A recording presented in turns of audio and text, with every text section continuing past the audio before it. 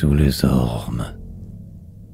Sous les ormes émoutieux indécises, le soir suspendit ses lambeaux vaporeux. Dans la triste douceur des trop pâles estampes, princesse de jadis et maquille, l'amoureux. S'en vont de visant, de la poudre à la tempe. Elle, traînant les plis du manteau fabuleux, au miroitant glacis qui s'étale et qui rampe, le sein nu que fleurit un œil musqué, et, descendu comme elle d'un vieux vase de sèvres, on l'épée en verrouille et madrigal aux lèvres.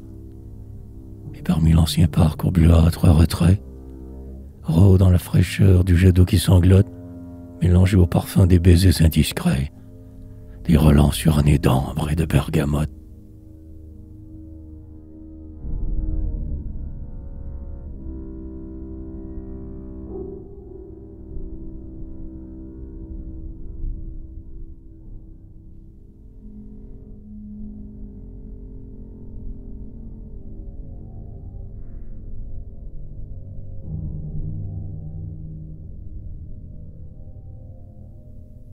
Le nain.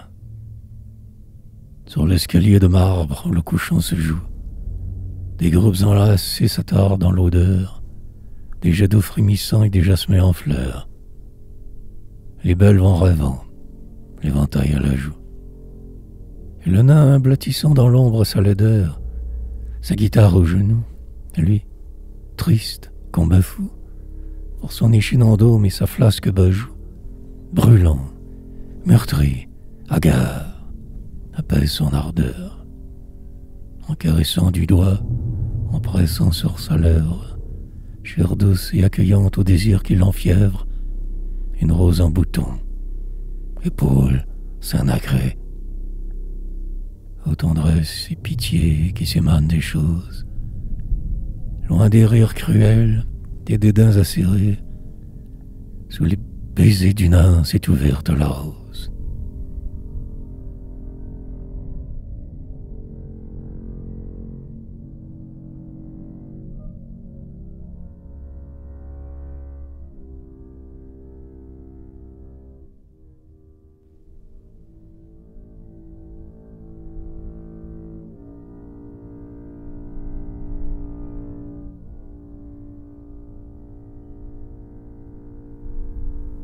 Mais l'usine. Le vent sifflait au loin l'émeute de la mort, et la tour frissonnait parmi les ronces sèches, d'où fuyaient des corbeaux dispersant leur essor. C'est alors qu'apparut, s'avançant sur la brèche, un spectre que l'amour jusqu'en la tombe allège.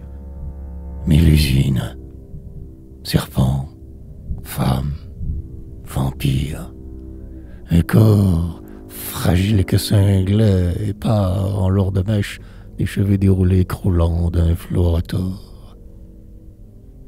Dans la nuit qu'une lune écarlate illumine, la voici qui se noue fantôme évoqué, un chevalier hautain sous l'armure et casqué.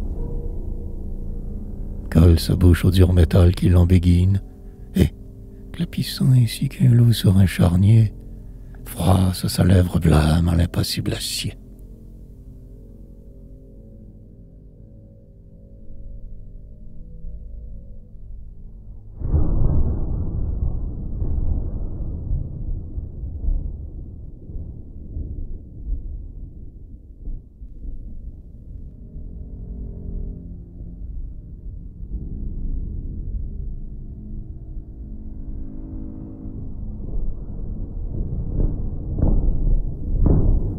Le premier baiser.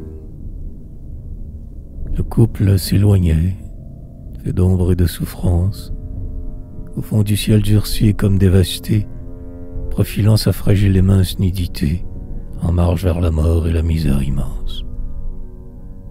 Mais enfin libéré de sa morne innocence, comme on porte un enfant vers son cœur révolté, Adam souleva Ève et la berçait.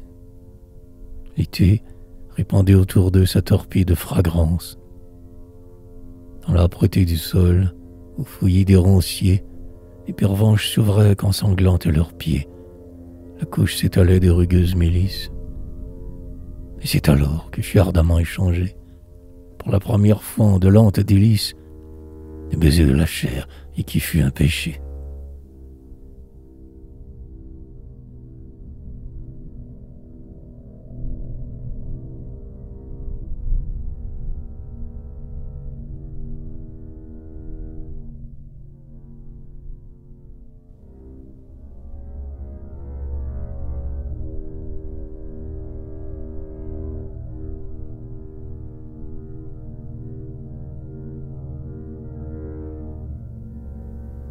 Salomé.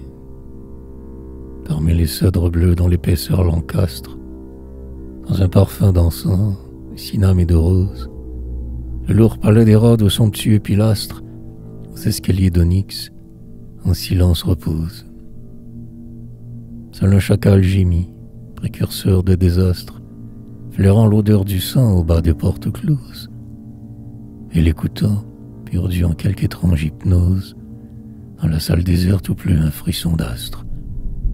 Salomé enraidit sur sa couche, rappelant son désir criminel, croit voir Jean, fantôme torturé d'une étreinte d'amant, l'enlacer et défaille en sentant qu'il la touche et se colle à sa lèvre ardente, la mordant, la bouche douloureuse où se glacent les dents.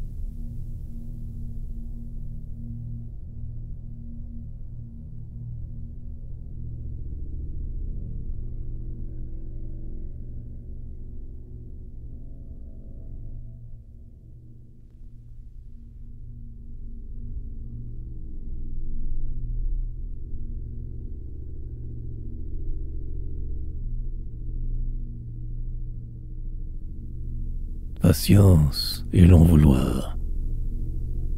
Patience et long vouloir surveillent ton ouvrage, châtelaine, en la salle austère du Moutier. Près du vitrail gothique apporte ton métier, permet que tes genoux se blottissent ton page. Qu'importe si le vent, fantasque cavalier, déroule ses galops par les bois qu'il ravage, l'archilutte a frémi dans l'ombreux paysage, encadrant sur les murs un combat oublié. La Palestine est loin et cruelle l'attente. Écoute la chanson dont la langueur te tente. Patience et long vouloir sont mauvais conseillers. Mais les accords dolents tes pieds effeuillés disent: hormis l'amour, tout est mirage et leurre. Baise les cils mouillés de ton page qui pleure.